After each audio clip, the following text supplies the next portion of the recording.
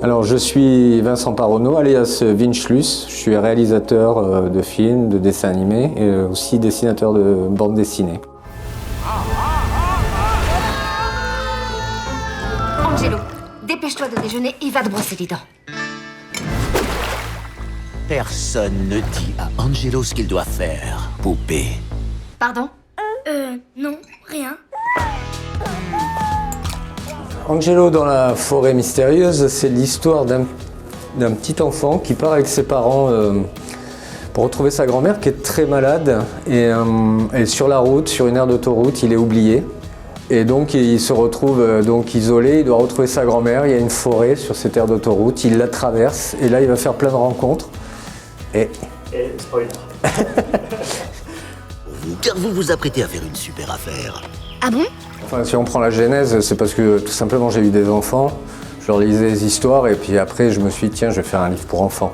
Personne n'était préparé puisque j'ai fait plutôt des BD adultes. Comme le livre a eu du succès, les prix jeunesse, bon, c'est devenu crédible. Mais avoir des enfants, ça favorise la réflexion. Donc après, comment leur parler de la vie, comment raconter ce qu'on sait, comment aborder des sujets puisque c'est un récit initiatique avec des rencontres. Donc je me suis inspiré de mes enfants, je me suis inspiré de ma propre enfance, de la mort de ma grand-mère, puisque j'en parle. Après, je peux rendre ça fantastique, mais ça reste quand même, voilà, c'est ce qui se passe autour de moi, qui me nourrit. Quand j'ai terminé le livre, j'avais en tête que c'était possiblement adaptable, ce qui n'est pas le cas de toutes mes bandes dessinées. Parce que le plus compliqué, c'est quand on doit couper dans un ouvrage, comme j'ai pu le faire avec Marjane sur Persépolis, c'est-à-dire de vraiment réadapter. Après, quand il s'agit de nourrir, de rajouter des choses, c'est moins compliqué. Le producteur Marc Jousset de Je suis bien content m'avait proposé de l'adapter, j'ai dit oui, j'y avais pensé. Et après, c'est posé la question du style du dessin animé. Le processus de l'adaptation graphique est extrêmement long.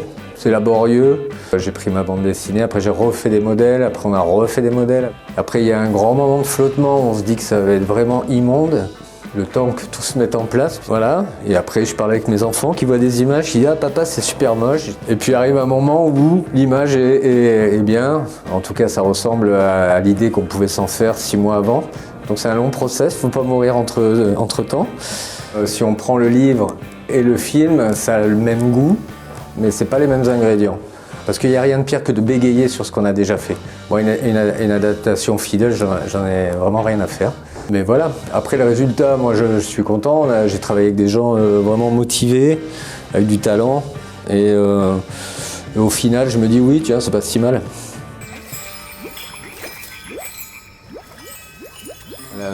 La technique de la 3D, je la connaissais absolument pas.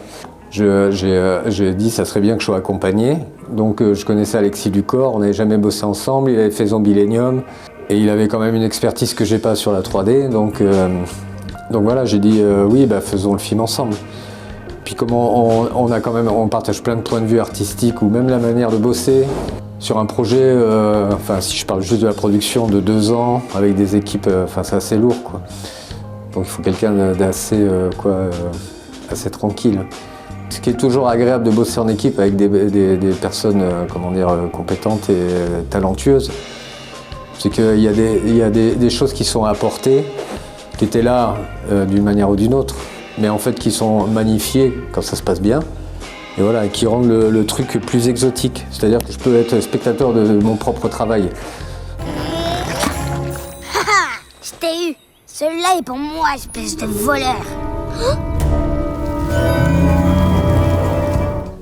Alors il est clair que si on observe mon œuvre sur une vingtaine d'années, on est un peu perdu.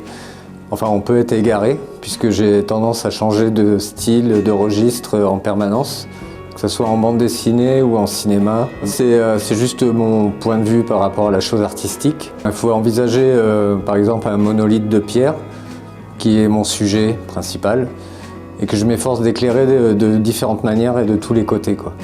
Mais finalement, les sujets que j'aborde peuvent se ressembler. En tout cas, ça reste quelque chose d'assez social et politique.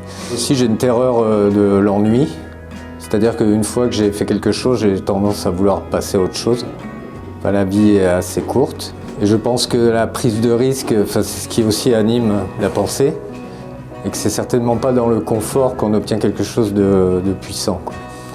C'est plutôt dans le doute. C'est pour ça que c'est ce que j'enseigne à mes enfants, c'est qu'en fait, faire, c'est déjà réussir. Voilà. C'est bon, t'as gagné. Ouvre la bouche.